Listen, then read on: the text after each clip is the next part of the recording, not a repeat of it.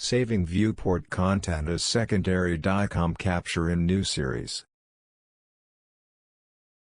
Make some manipulations and annotations on image. For example, draw the ellipse, line or other measurements.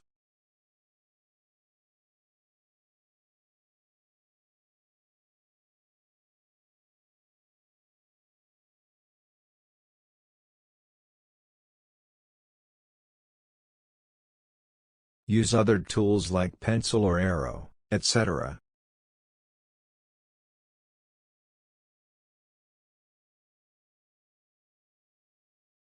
When finished, press Save Viewport Content button. Viewport content was saved as DICOM secondary capture in new series. Open Saved Secondary Capture with all annotations.